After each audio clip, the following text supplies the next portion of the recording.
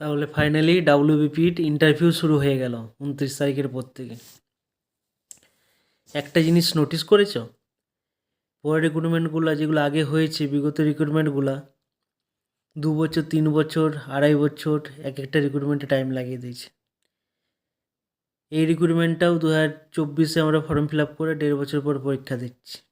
কিন্তু ডাব্লিউবিপি চাইলে কী করতে পারে সেটা খুব ভালোভাবেই জানি আর খুব ভালোভাবে বুঝতে পারছি। 30শে নভেম্বর পরীক্ষা হয়েছে আর 29শে জানুয়ারি ইন্টারভিউর নোটিশ প্রকাশ করে দিচ্ছে কবে কার ইন্টারভিউ হবে, কোথায় হবে।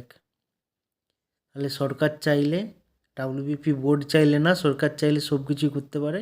কিন্তু যেহেতু আমরা শুধুমাত্র ভোটের ফলের জন্য, ভোট দেওয়ার জন্য আমরা ব্যবহৃত হয়, সেই জন্য তাই হচ্ছে।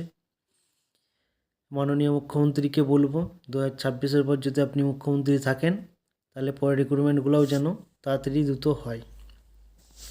আজকে আপনার প্রয়োজন আছে বলেই খুব তাড়াতাড়ি রিক্রুটমেন্ট হচ্ছে, হয়তো টাইম পাওয়া যাচ্ছে নাই, হয়তো কেউ মাঠে টাইম পাচ্ছে না, কেউ ইন্টারভিউর জন্য প্রস্তুত হতে পারছে না, তারা এর আগে ইন্টারভিউ ডাক হয়ে যাচ্ছে, দিতে হচ্ছে।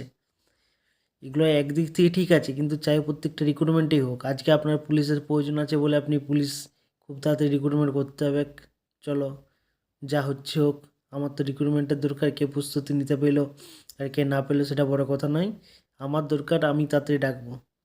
না, এটা যেন প্রত্যেকটা রিক্রুটমেন্টে হোক। জিনিসটা ভালো, কিন্তু প্রত্যেকটা রিক্রুটমেন্টে কেন হবে না? একটা রিক্রুটমেন্টে হবে, একটা রিক্রুটমেন্টে হবে না, এটা হয় না। কেপির ক্ষেত্রেও আমরা চাই যে সমানতালে স্পিড হবে, আর পরবর্তী যে রিক্রুটমেন্টগুলো হবে সেইগুলোতেও যেন এরকম স্পিডে দিতে পারে। ছেলেদের স্বপ্ন খুব দ্রুত সম্পন্ন হতে পারে, এটাই রিকোয়েস্ট করব। আর যাই হোক, মন খারাপ করো, যারা ফেল করেছো মাঠে বা কেপিতে যাদের পরীক্ষা ভালো হয় নাই, আপকামিং যে ভ্যাকেন্সিগুলো আসবে সেগুলোর জন্য প্রিপারেশান শুরু করে দাও। আর চলো, যারা ইন্টারভিউ দিচ্ছ কে কে চাকরি পাচ্ছ জানিও, ভালো লাগবে। টাটা।